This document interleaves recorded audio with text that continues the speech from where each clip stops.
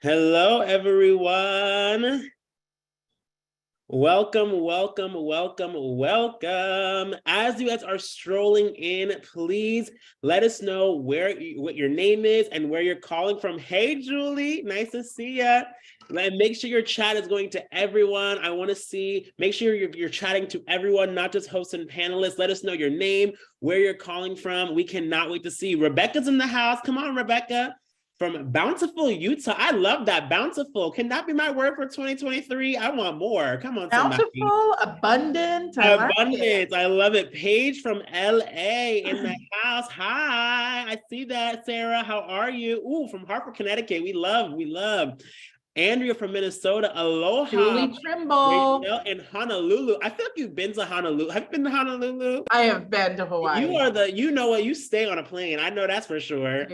Y'all, it's our first webinar of 2023. Come on, somebody. I am so excited to see you all. Bethany from Ireland. She's from Ireland. Ireland's in the house. I love that. Bethany, hey. Jackie. Robert from New York City. New York in the house. Where are y'all? Jen from Milwaukee. I love this. Where is everybody else coming from? Charlesy from Maryland. I love that. Floyd is back. Floyd is back, y'all, in the flesh. It's good to see you guys. With a fancy new title. With a fancy new title. Yeah, exactly.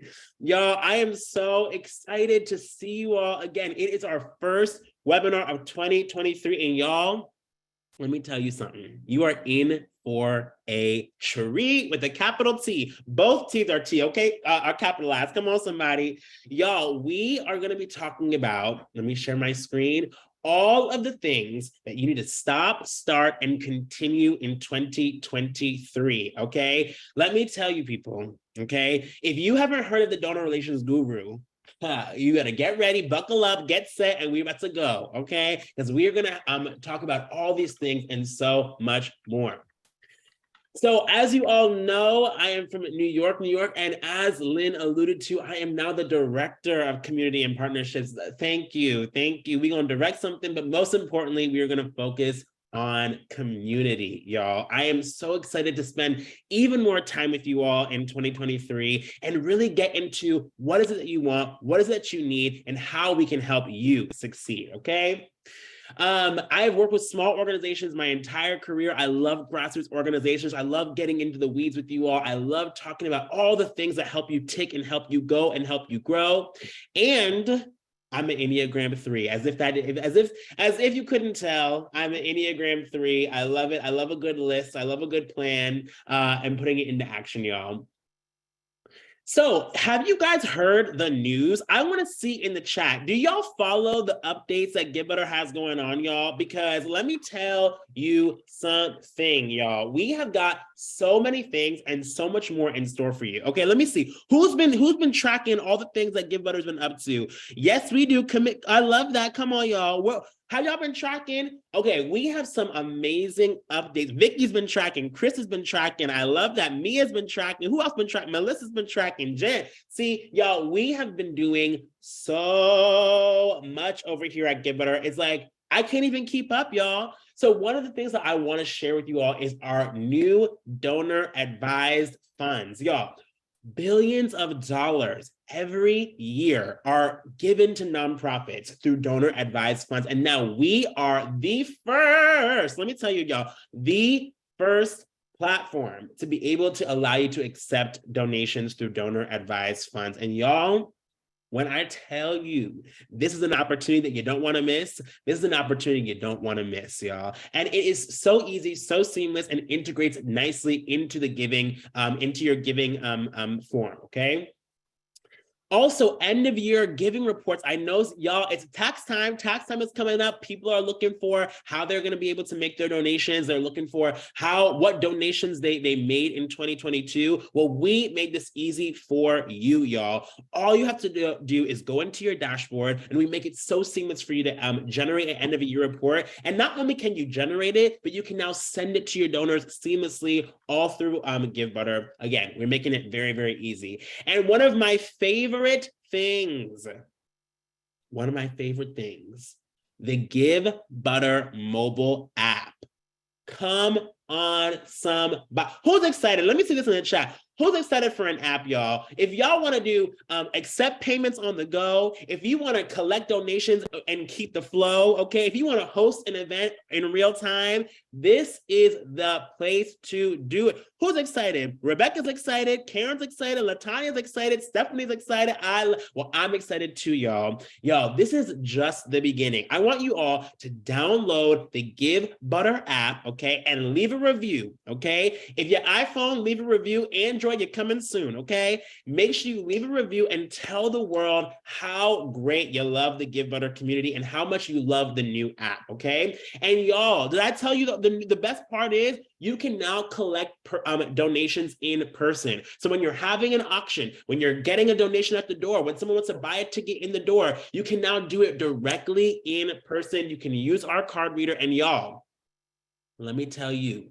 okay, if you want to be the first to get this this card reader, you're actually going to get a 25% off discount if you order by January 31st. That means if you're in this webinar, you have the opportunity to do that. Make sure you go and register to be able to collect that card reader. We're going to drop the link directly here in the chat. Someone asked, any idea when Android is coming out? It's coming out very soon. Our engineering team is literally building it as we speak, so it will be up in the App Store for Android in just a few weeks, okay? So make sure you go ahead and drop that. We're gonna drop that link here to get your card reader in the chat, and you're gonna get 25% off if you use the code 25 off, okay? But before we do anything, y'all know me by now, right? Y'all know me? Well, I wanna see in the chat, okay, what is one thing that you're looking forward to this year? Okay, I want to see what is one thing that you're looking forward to this year. Drop it in the chat, okay? Let's see it. And I want to keep it light. I want to keep it fun. Maybe you have a fun dinner that's coming up. Maybe you have a fun fundraising event coming up this year. I want to see it in the chat. It can be related to your organization, not related to the organization. Put it in the chat. What is one thing that you're looking forward to this year? Taylor Swift concert. How'd you get tickets for that? Can you tell me how'd you get tickets for that? Because I know there's been a problem. Okay. Getting married. I love that Italy trip. Let me know where you're going. You can email me. I just spent all summer in Italy last time. First ever Chicago trip. I love that. Going to Norway to see the Northern Light. Can you take a picture and tag me? Come on, somebody. Getting more donors engaged. Someone's going to London. Someone's going to the DR. We have some world travelers up in this group. Come on, somebody. Warm weather. A trip to Korea. I just proposed to someone. Come on. Going to Tokyo Oktoberfest. The Cayman Islands. Okay, that's Lynn. I was like, Cayman Islands. Someone's going to go find you. Going to Ghana this summer. I love this. We have tour. Y'all.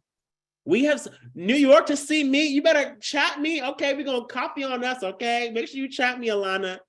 Y'all, we have so much to look forward to. And I know that today's session is all about what you're going to start, what you're going to stop, what you're going to continue. But I want you to keep these joyful things at the center of your mind, because joy sparks action. Okay, when you feel something and you feel motivated by something, that's going to keep you going forward. When you feel tired, just think about Taylor Swift. Okay, when you feel like I just can't do it, well, you better be on the sands of DR. Okay, you always have something in front of you. And one of the things I want you to remember, y'all, don't prolong joy. Don't put it to the side. Don't forebode joy, as my sister Brene says. No, if you have something that you're looking forward to, go for it right now. Allow yourself to step into it right now. And we're going to talk about that and so much more today, okay? But before we do, y'all already know it's time for a dance party, y'all, okay? Did you get the groove? I love it because I got the groove, y'all. Y'all, I'm so excited. We have so much in store for you, but we had to dance, okay? We had to dance. All right, y'all. Now I'm so excited to, Lynn, where are you from? I mean, I know you travel all over the world, but you from, I love that. I love that. Well, y'all, if you don't know, I love it. People are talking about the dance. Okay, good. If y'all don't know the donor relations guru, y'all are in for a treat. Lynn is one of my favorite people in this space, not only because all her facts and figures are on point, but she keeps it 100 and puts you at the center, okay? One of the things that I absolutely love is there's too many charades out there, okay? Too many people who want to throw smoke and mirrors, too many people who want to throw confusing quotes. No, Lynn is going to tell you the truth. She's going to tell it to you directly, but she's going to tell you in a way that you can implement and and transform your organization. And that is what we all need. Okay. That is what Lynne, come on, you're giving us good quotes. It's going to host some panelists. Make sure you go to all of them. I am so excited to be back. Like, I can't believe I get to kick off the year with Givebutter. It's gonna be amazing. And like, you put your Enneagram, I'm an 8, you're a 3. And like, I just got back from Thailand and Dubai and Japan. And I live in the Cayman Islands right now. So that's why city and state is kind of like, Right. It's up in the air. Right. I love it. I love you never know. Lynne, what is one thing you're looking forward to this year?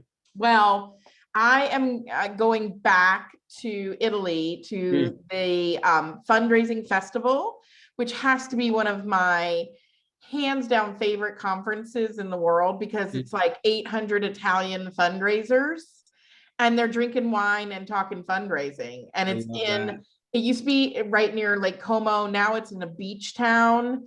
I cannot wait. So I love that. I am so excited. Maybe you'll find there's a couple people who go into Italy in our chat, so maybe you'll find them there. But Lynne, I'm going to hand this over to you, y'all. Get ready for some great information.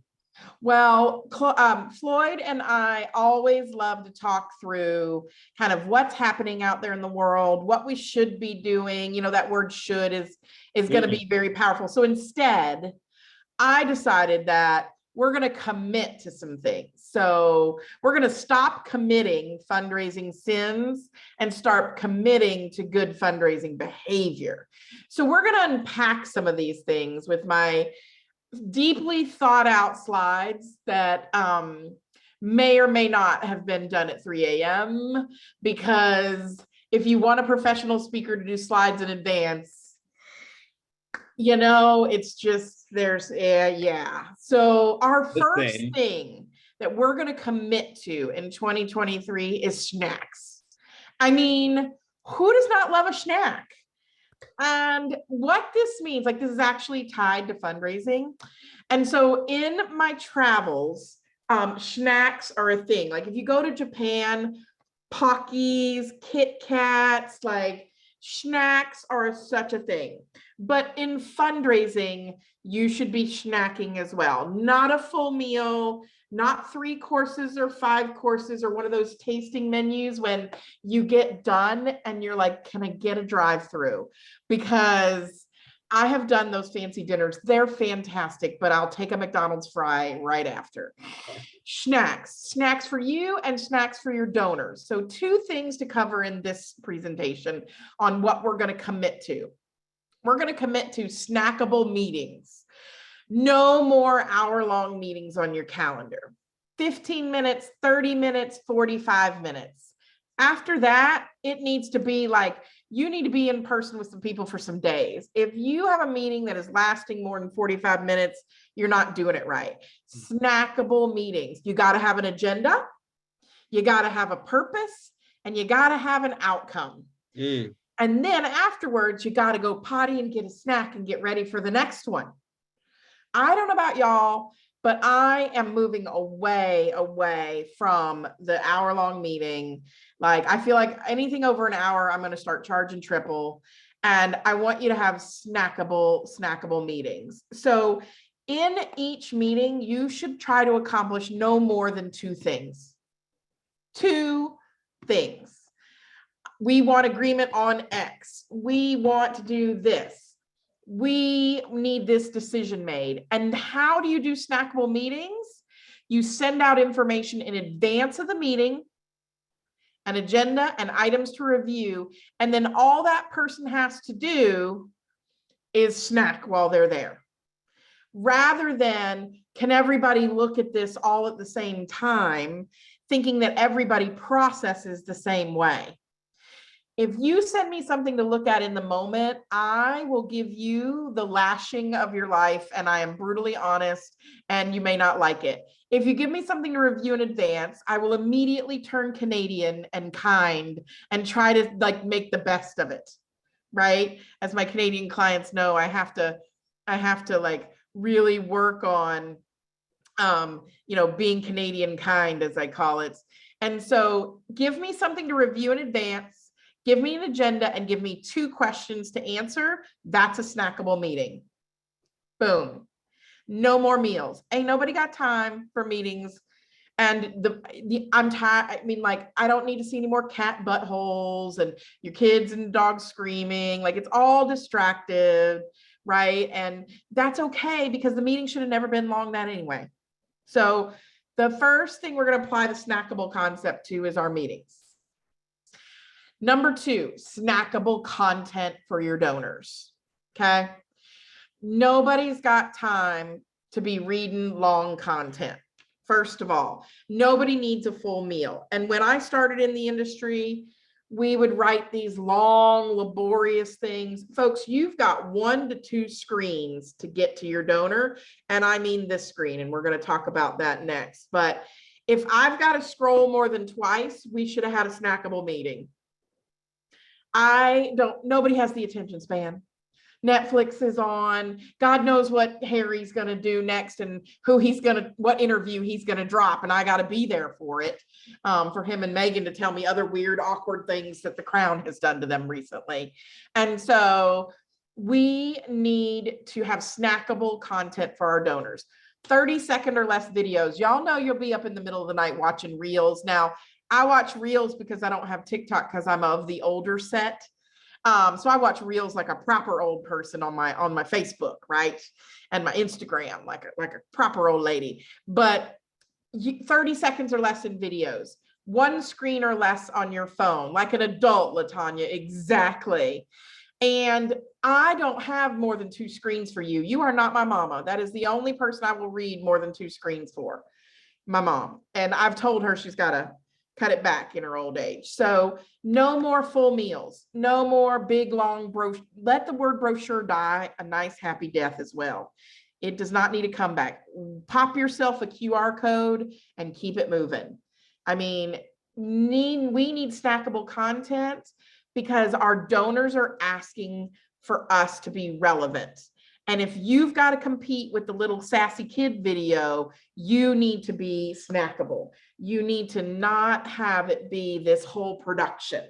And remember that they're not your donor. You're their charity. You're one of many. And so they need to prioritize their life. Like, do they read their kid's soccer schedule about when to pick up their kid from soccer? And congrats to Argentina, who won the World Cup, of course. Or are they going to read your really long email about what's happening entitled newsletter? Can we just talk about that for a moment? Because you just gave us a good snackable quote that y'all can repurpose, y'all. They are not your donor. You are their charity. And it's so funny because when we're talking about this idea of community, we get very possessive, right? And we think about, what can I get? How much money can I get? Who's going to open my email? How many people are going to donate this year? It's all about me, right? So instead of thinking about what can I get, in 2023, we need to focus on what can I give, right? What can I give? Exactly. How am I really putting my people at the center, right? And not putting myself at the center of them, because it's not going to work like that. It's not going to work like that. And also, a lot of us, that's what we're doing is important. It is critical work, but a lot of times it is not urgent right this second. You know what I'm saying? And so it has to fit into people's priorities. You have to understand, how am I now aligning myself with your priorities? That's how you find the right people. You don't just spew your information everywhere. That's why you get stressed out. No, you align your content. You align your meeting. You know what I say? Alignment determines your assignment. Okay. So you get in alignment and then operate accordingly. Okay. And then when you're in alignment, the people who are also in alignment will come alongside you. It is so true. Like, it is not a decision. Do I pick my child up from soccer, or do I watch this nonprofit video? Right. Which one do you think they're going to do? The dad or the mom or the cousin or the auntie or the grandma? And as far as gratitude, I had the privilege of spending time in Thailand this past year. And I go to different countries to study gratitude and generosity. I have not met a culture of people more generous and gracious than the Thai people. I mean, everywhere you went, they wanted to figure out how to make your life better. They are true givers, and Buddhism teaches them that Buddhism is the predominant religion in Thailand. And I learned so much. I mean, I live a life of gratitude and generosity, but they live the damn life. Those that have the least give.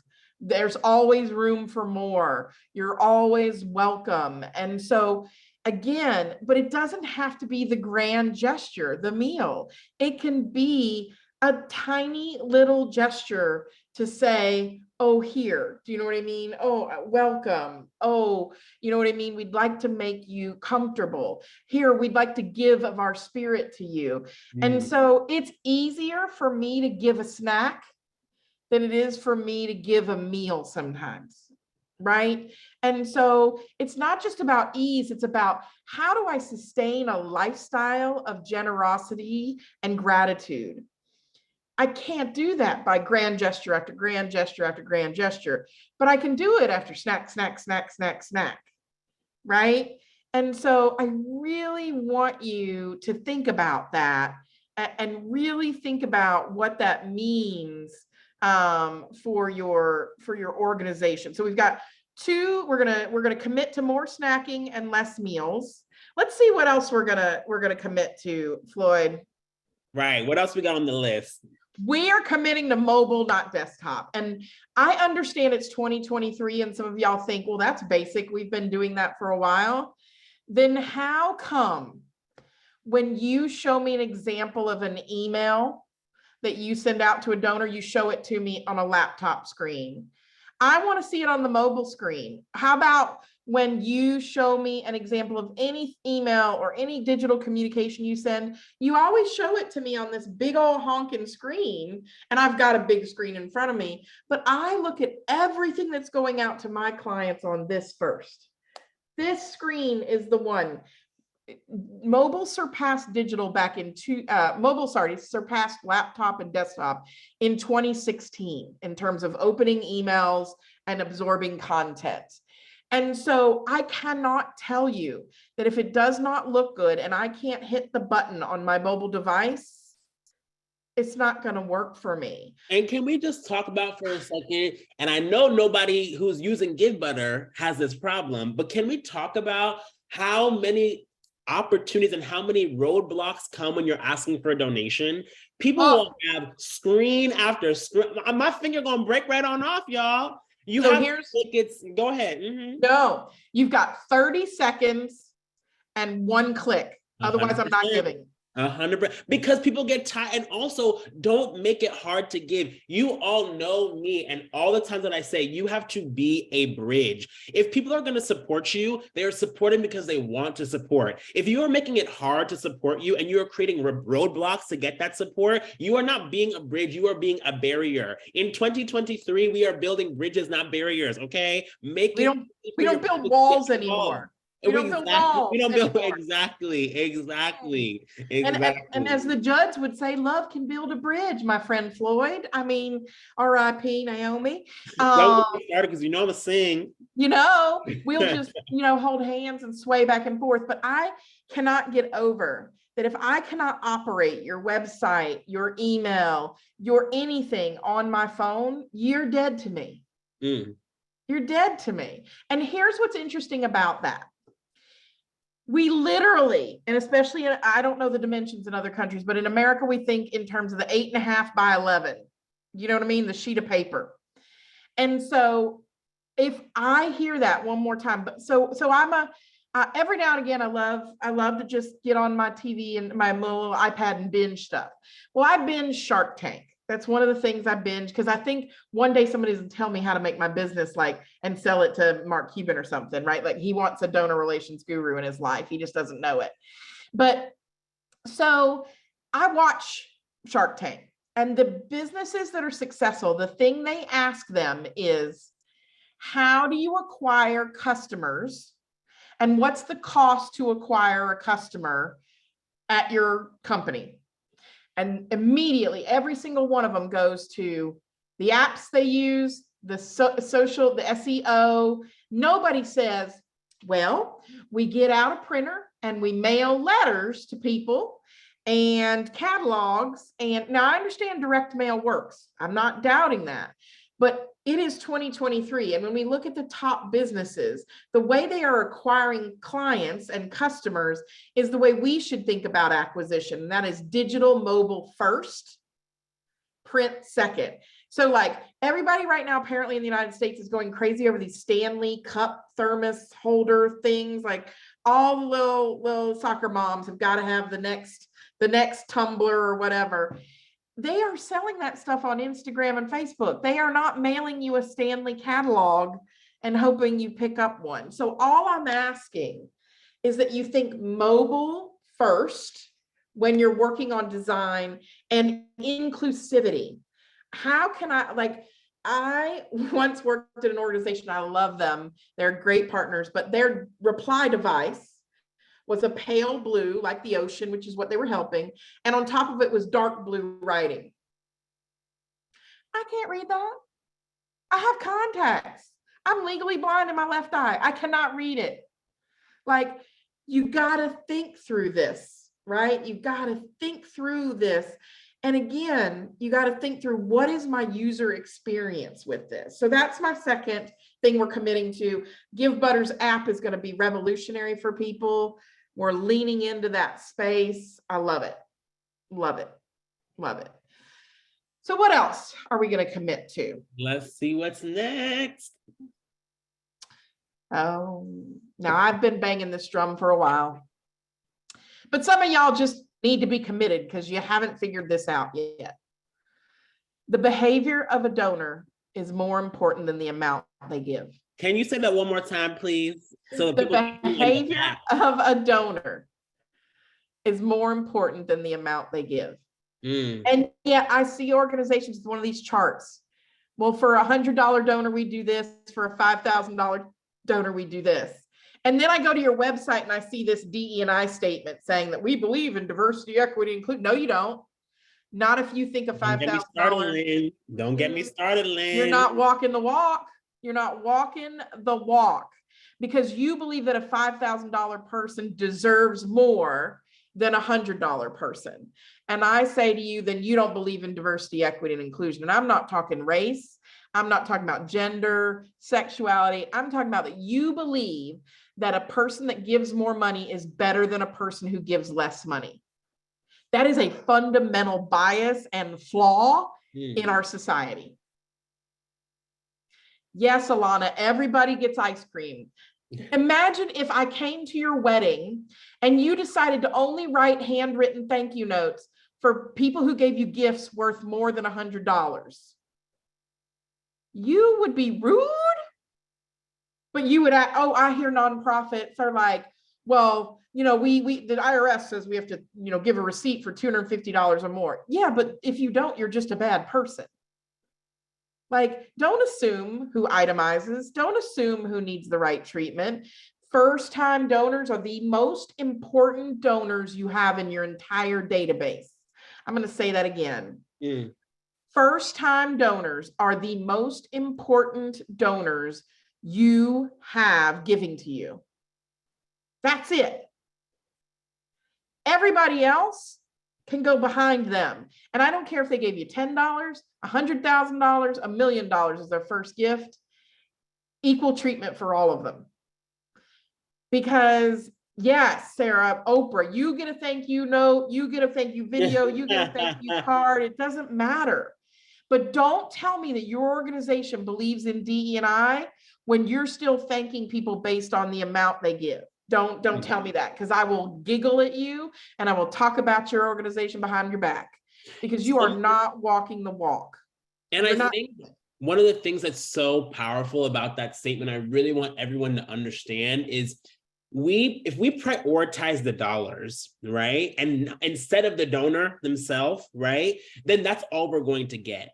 Yep. I always say, if all you want to do is grow, then growth is all you're going to get. And that's going to be at the expense of the people actually being with you over the long term.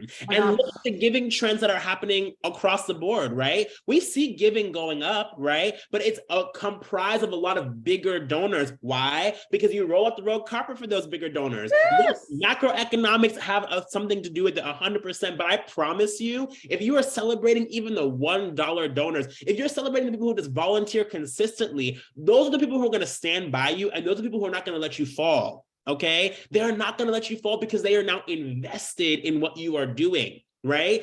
Anybody can build a big donor, have a bunch of donors. You know what I'm saying? But if you don't have believers, because what we are working for is believers. You want people who believe in your organization, and you want people who believe in you, right? If you're not building for the believers, then you're not really building your organization for the long term. But Floyd, this is my favorite argument when you and I talk about this. Mm-hmm. Well, we put an envelope in our receipts and in our thank yous to ask for more money, and people put money in there. And I'm like, but then you're not sustainably fundraising. You're just trying to get the next dollar. You're just trying to get the next dollar. And that is okay, right? We say, make it easy for people to give, right? Yes. But if your intention, because everything is about intention, if your intention is just for the next dollar and not, hey, I'm going to stand by you no matter what because you stood by me, right? That's not how you build a long-term sustainable community. Right. And that's what we're working towards. And so what are some practical ways that people can thank beyond just the $1,000 donor? Sure. So Jackie said, Lynn, you say treat everyone the same. I said, treat everyone regardless of dollar amount. Right. So $1,000 gets the same behavior, right, as the $100 donor. So it's not that. So I just want to, it's dollar amount.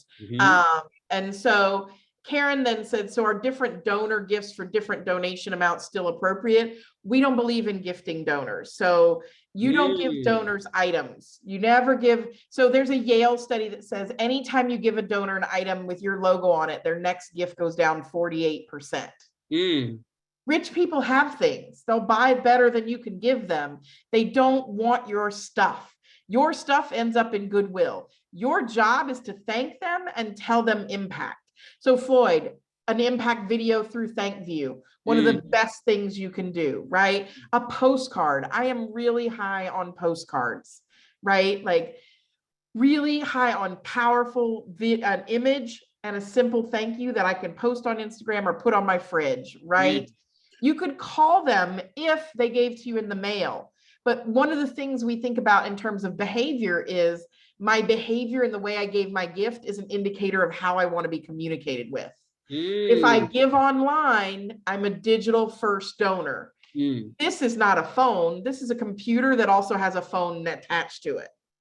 If I give a check or mail in a donation, right, then maybe call me because I might still use it as a phone. So Latanya says, is it appropriate to call a donor that gives a large donation? Take out the word large. Is it appropriate to call a donor that gives a donation? Dollar amount means jack squat when it comes to fundraising. You have to be committed to the fact that a $20 donor and a $20,000 donor are just as good people. One has a different capacity level than the other. One had a different experience. That your $20 donor can become a $20,000 donor, but not if you treat them like a $20 donor. And now I want to be clear, and also Lynn, this one is a trigger because we got many a question coming in now. But I really want to be clear that your behavior towards those donors and the actions, for example, say you have $1,020 donors and you only have 5 $200,000 donors, right? The way that you're engaging with them doesn't necessarily have to be the same, but your intention and how you're thanking them does, right? So for example, if you get a $20 first-time donor, maybe you're now putting them in through an email nurture series, and each of those emails has a beautiful scripted video in there that tells more about your organization, asks them, how do you want to get involved with our organization? And if they actually write you a response, ding, ding, ding, that's another great way. Now let me engage you on a deeper level, right? And so a lot of times the reason why this is broken, and I think this is so incredibly important, is because right now, if someone gives you a $20 donor, thank you, send them a discount, send them a candy box, send them a pencil, we love you, God bless. Oh, $200,000, you want to go to dinner? No. Do you see how the intention of a nurture series and you're carefully working with them is the same as, hey, I'm going to actually figure out what this person wants? What you're trying to do and your goal is the same. How you're doing it can be different, right? But your intention is the same. right? It's got to be intention. It has to be, and it has to be that you actually believe, because, okay, so let's just take the United States as a statistical example. Only 60% of Americans are charitable. We're not like Australia and New Zealand. They're very charitable. 80% of their population are charitable. They're some of the most charitable countries in the world, Australia and New Zealand. They're 1 and 2. But if only 60% of Americans are charitable, I'm going to love on the 60% that are and try to stop chasing the 40% that aren't just because they have money or signs of money. Like my dad says, signs of money include signs of debt.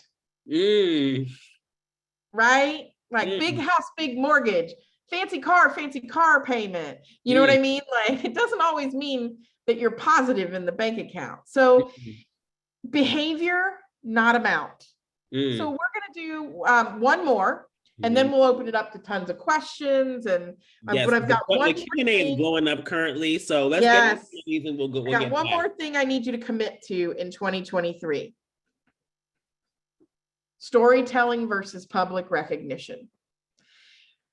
You know, when I got into this industry, when just donor walls, lists of donors, I mean, everywhere, putting people's names on things. That is an old school way of fundraising. And it's not adaptive to diverse populations. Meaning, our traditional donor base, and some of y'all are going to laugh or you're going to shake my finger at me, is pale, male, and stale. Old white men is what founded fundraising in America, really, right? Our new donor base, women make 76% of the giving decisions, either joint or solo. Our donors are getting more female and more diverse, whether diversity is race, gender, class, sexuality, doesn't matter. And when we ask donors, traditional donors, how they like to be recognized, those donors are competitive and comparative in their giving. Our traditional donor base give competitively and comparatively. So if you're at an all boys school, maybe in the Northeast, get yourself a list of donors and rank them, and they will fight each other to measure up on their donations. But if you're in an organization that serves women, people of color, women and diverse donors give collectively and collaboratively. African-American communities, women donors like to give together. So women's giving clubs, African-American giving clubs, same thing in indigenous populations, collectively and collaboratively versus comparatively and competitively. Yes, Natalie, I'm being careful with my C words just in case, you know, something slips out here. So in that, I know I'm such a bad girl, but in that collective and collaborative is the need not to have their name listed. And if we're going to commit again to our DE&I focus that we should be committed to, sorry, there's a lovely leaf blower here who's interrupting me.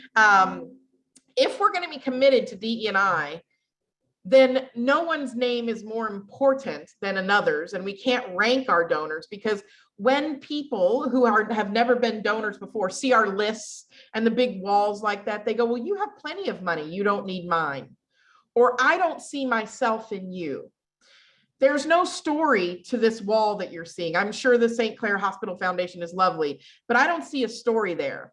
Eugenia Curtis, she's my hero. She'd been giving to the University of Tennessee for 73 consecutive years when we met her. She's now at 77, 78 years. That's my hero. Every year she got up and made a decision to give to her alma mater.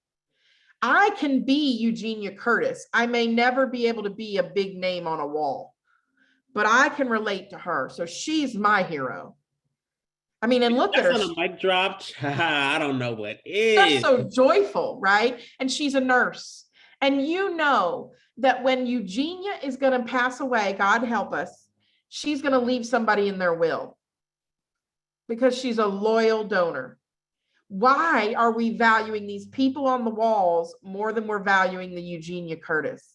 And if you look, look at your big universities, look at your hospitals, these are my clients. I love them to death, but you will be hard pressed to find a building or a program, especially named for a woman who gave the money, but you'll find 200 of them named for an old white man that gave the money.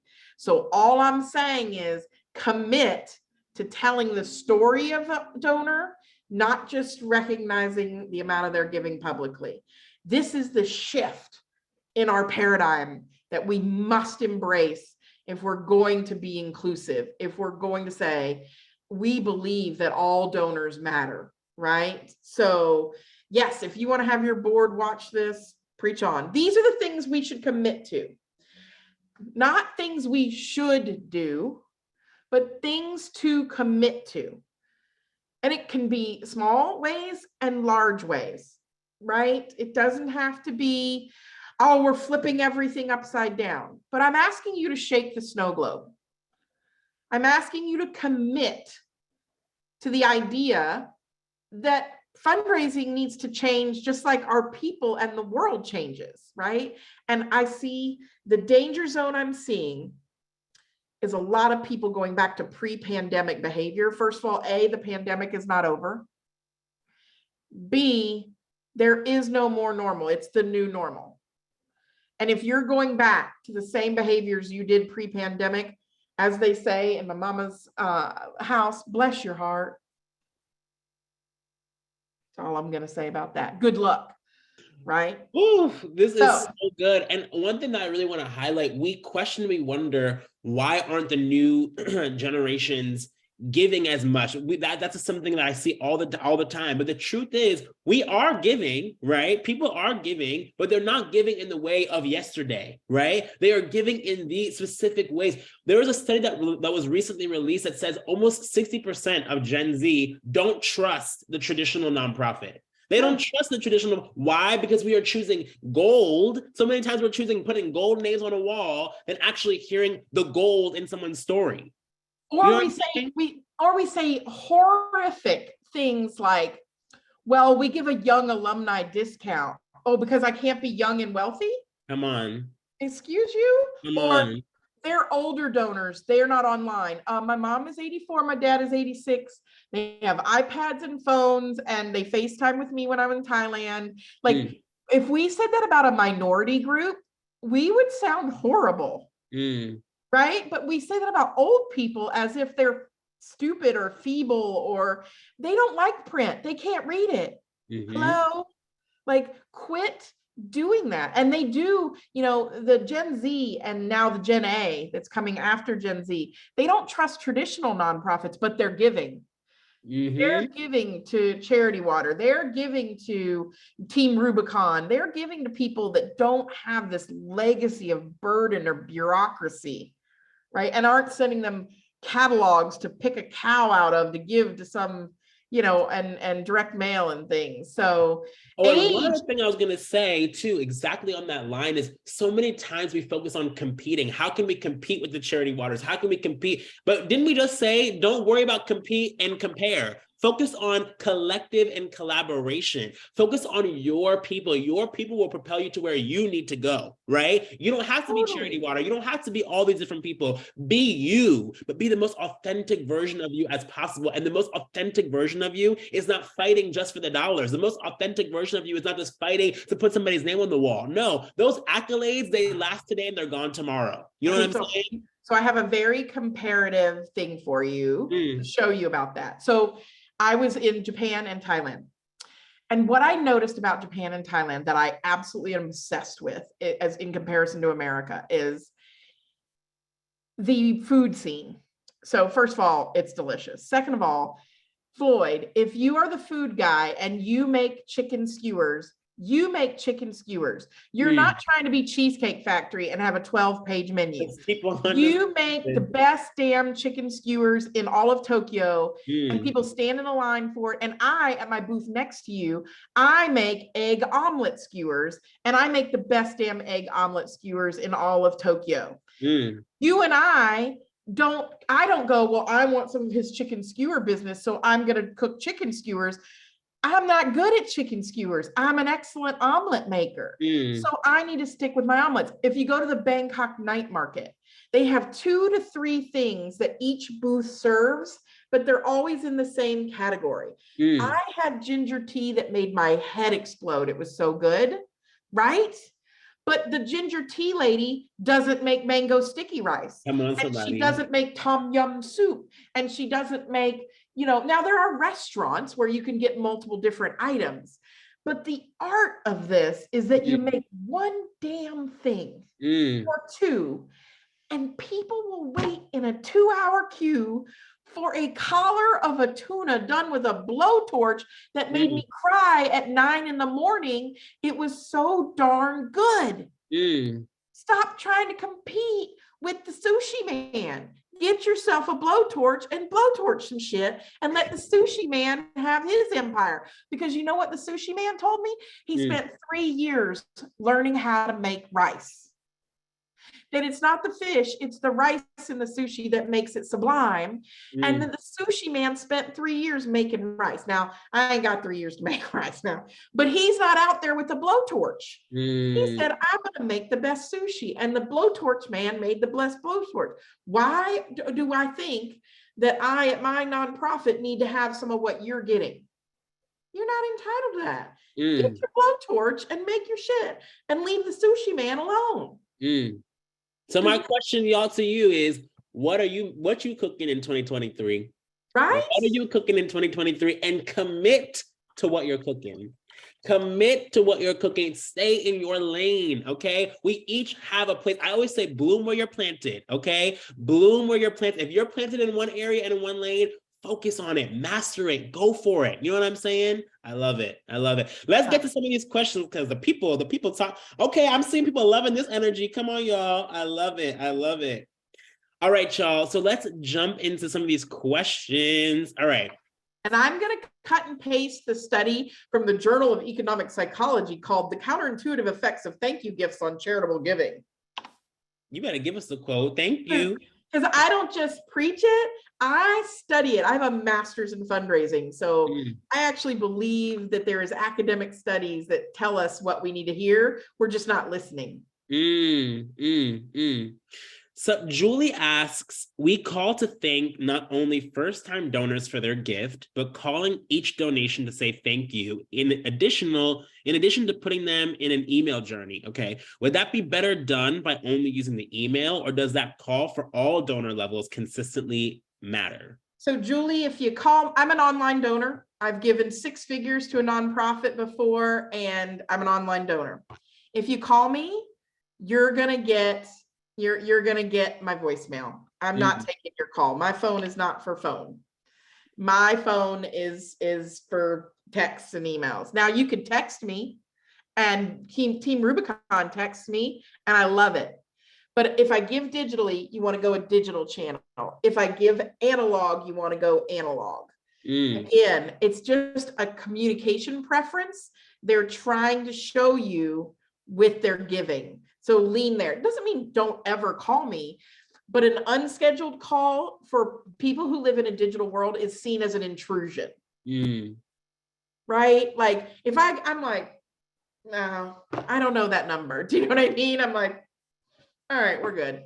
And for the Givebutter users on the call, this is why we have text to donate, right? Like this is why you can utilize, Engage to text your donors, or you can send them an email, an actually curated email. Don't give me the, hey friend, y'all know how I feel about hey friend. No, call me by my name, thank you. But you can send a curated, there are other ways of tapping into curated messaging than calling somebody, right? Floyd, I'm going to drop this and let it lie where it may.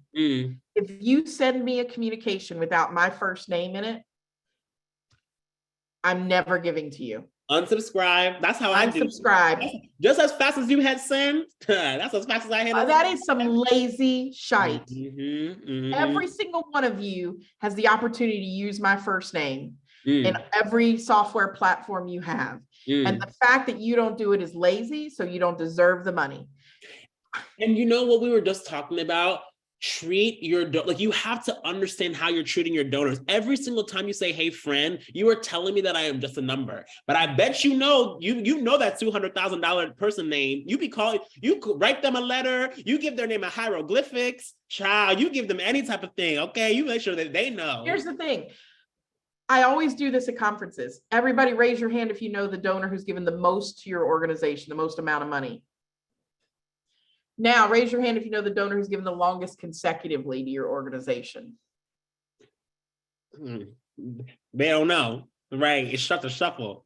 A lot of embarrassed faces. And I'm like, that person has been more committed to you. Good times and bad, good leadership and bad, like winning on the field and off in my world, like bad press and everything.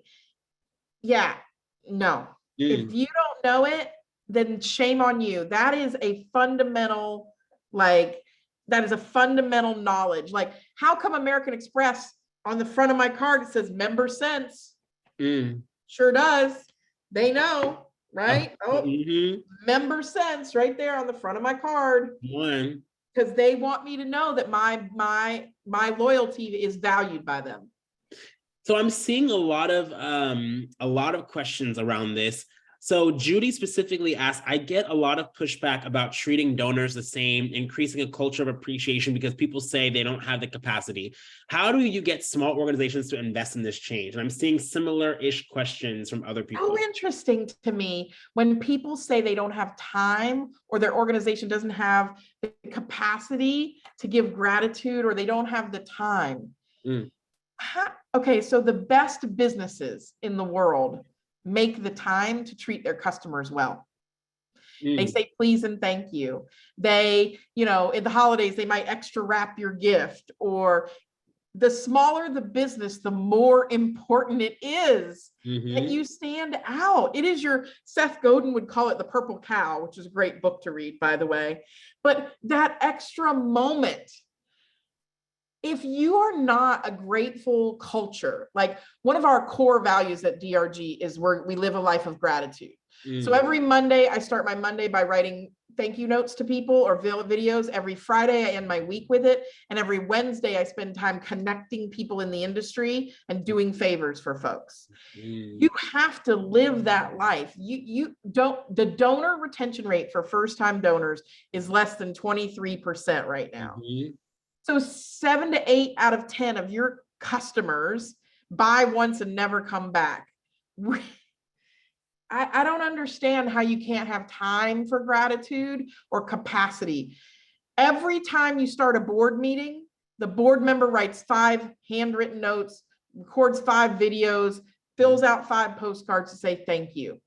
And everybody has time for gratitude. I want to jump in really quick just because so many people are asking, well, how do we do it? How do we make the change? The way that you make the change is by making the change. Yes. The way that you make the change is by making the change. I know I saw Tammy in there too, and I died. I was like, Tammy, you're the best. We're grateful for you. But how you do it is by doing it, right? Exactly what Lynne said. Start your board meeting by writing the cards. You know what I'm saying? You want to figure out how you invest in a long-term sustainable program, you build it, right? You are on this call because you are the change maker, right? You are the change maker. One of the core values at Givebutter is if you see a problem, you jump in and you make it happen. You know what I'm saying? You jump in. But like Floyd, to me, and I understand. I've never met a nonprofit with tons of resources, tons of human beings, and tons of time.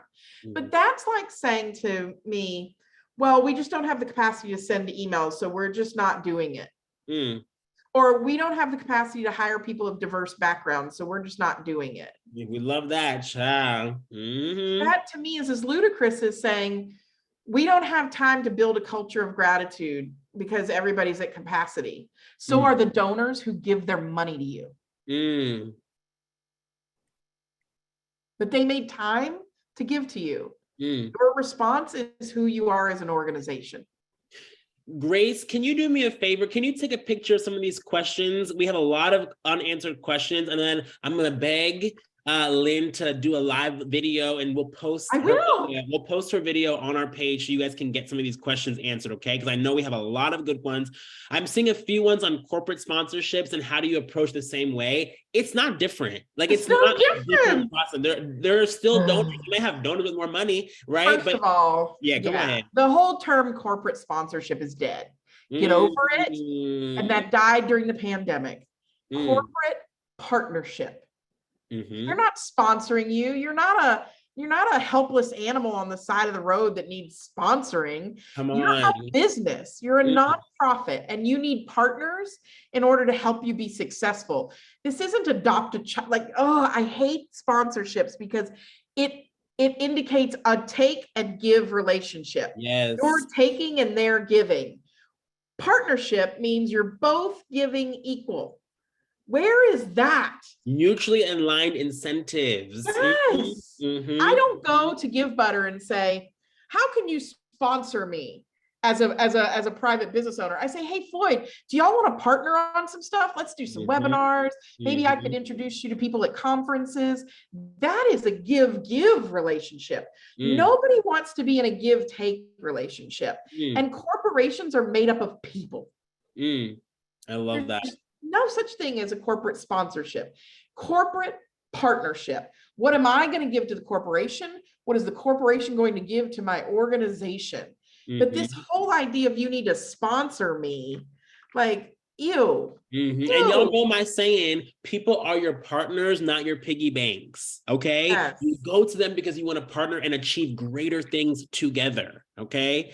We got too many questions, but Lynne, is there one final thing that you want to leave the people with today? I think the final thing you need to commit to in 2023 is self-compassion and self-care.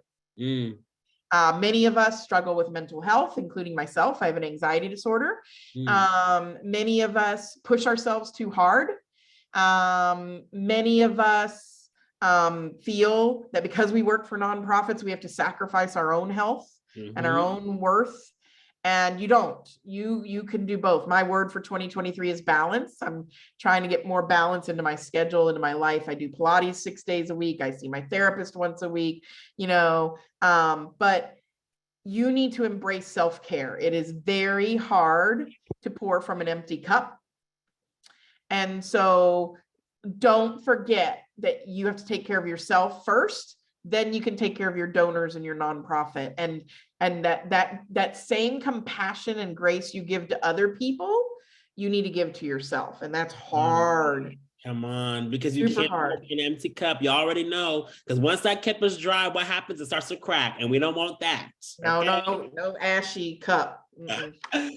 Lynne, can y'all drop a gem? Can you say thank you in that chat for Lynne? If this was good, let Lynne know, okay? If this was good, let Lynne know in the chat, y'all. We want to see it. We want to see all Floyd and Grace's fault, because they were like, do you want to be the first guest this year? And I was like, we have to start it off with the fire. And you can reach me at info@donorrelations.com. You can go to the website. We have so many free resources for you. Thousands of downloads, samples. I mean, we're here to help. So also to have the courage of reaching out, Floyd, Grace, all of us, we answer. Give me a minute, but you'll be patient and graceful, but we answer, and we're here to help each other. And so that's why we're committed to continuing to bring you knowledge. 100%. Yes, we do see your LinkedIn messages, and yes, we will respond. I love that. Yes. Y'all, before we jump off, here are some final reminders. Register for our upcoming webinars, y'all. We have some fire this year. If you thought that this was good, just get ready, okay? Fill out our webinar feedback survey. Let us know what you like, who you love. Let us know so we can continue providing amazing content. And of course, join our Facebook fam. If y'all don't know, once a month, every single Givebutter employee donates to a nonprofit in our Facebook fam. We walk the walk, we talk the talk, okay? We have real budgets to donate to nonprofits. So join our Facebook family, okay? Y'all, thank you so much. One of the things I'm going to continue doing is being here for you all. So thank you so much. I'm grateful for you, Lynne, and have an amazing rest of your January. Until next time, y'all. Bye. Bye. Thank you so much, Lynne. Bye, y'all.